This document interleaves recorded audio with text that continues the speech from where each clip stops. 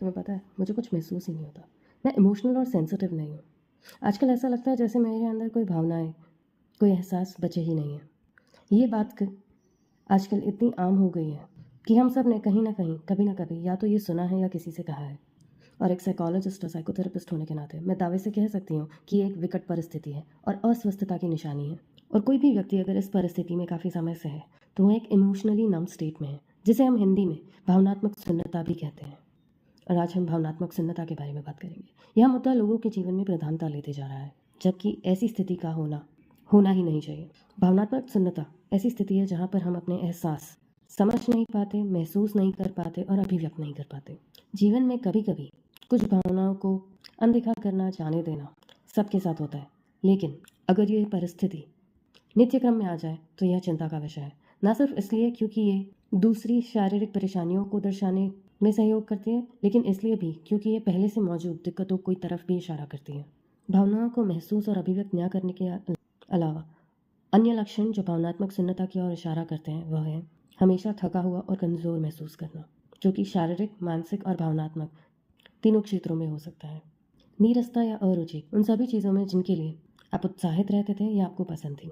लोगों से व्यक्तिगत रूप से जुड़ने में दिक्कत आना, जैसे आप समूह की भावना से जुड़ नहीं पाते। आपकी प्रतिक्रिया अक्सर आमतौर लोगों से अलग होती है। आपको या तो लगता है कि ये लोग कितना भावुक हो रहे हैं, या खुद पर सवाल उठता है कि मुझे तो इस बात पे या इनकी किसी भी बात पर हंसी नहीं आती, दुखद घटना में दुख नहीं होता, या जिन बातों पर ये लोग चिंता करते हैं वह मुझे चिंतनीय नहीं लगती।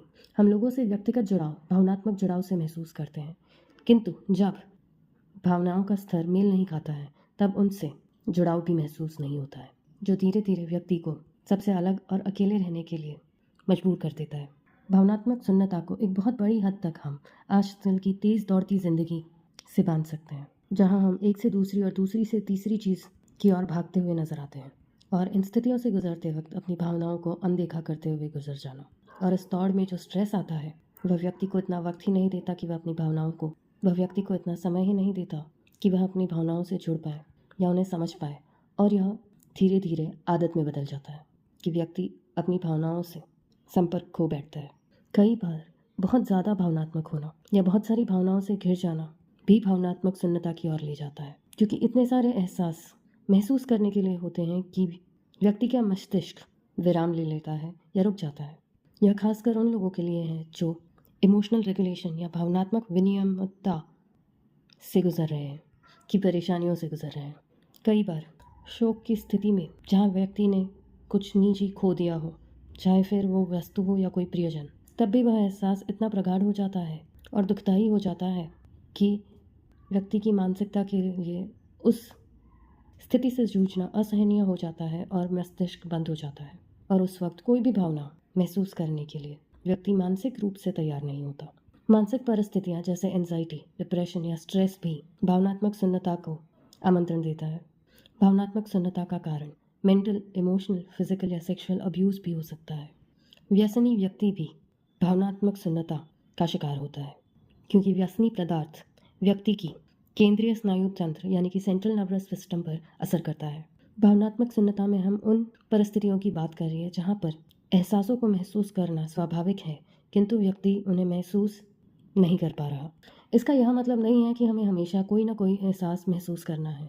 हम सबके जीवन में शांतिपूर्ण और संतुष्ट समय होता है जहाँ पर हम आराम महसूस करते हैं। यह समय सहज और रमणीय होता है। लेकिन अगर कोई व्यक्ति ऐसे समय से पसार हो रहा है जहाँ पर उन्हें कोई भावना महसूस नहीं होती, अपनी कोई भी भावना समझ नहीं आती और उन्हें अपनी भावनाओं से कोई संपर्क महसूस नहीं होता, तब उस व्यक्ति को अपने स्वास्थ्य और स्थिति के लिए बाहरी मदद लेना आवश्यक हो जाता है। भावनात्मक शून्यता से लड़ने के लिए एक सहायक मित्र समूह, खुद का ख्याल रखना और ऐसी गतिविधियों में समय देना जो आपको खुद से जोड़े, जैसे कि व्यायाम, संगीत, खुद को संवारना, सजाना या और कोई भी गतिविधि जो आपको आराम का अनुभव दे। अपने आसपास की जगह को, समय को नियोजित करना, जिससे कि आपके जीवन में जो स्ट्रेस है उसे कम किया जा सके। यह कुछ चीज़ें हैं जो आप भावनात्मक सुन्नता की प्रारंभिक परिस्थिति में कर सकते हैं।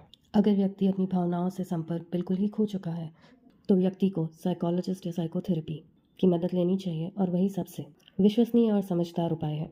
भावनात्मक सुन्नता के चलते व्यक्ति न केवल अपने पर्यावरण, अपने आसपास के लोगों से विलग महसूस करता है, परंतु व्यक्ति खुद से भी अलग महसूस करने लगता है और यह आगे चलकर मानसिक और शारीरिक विकार में परिवर्तित हो जाता है।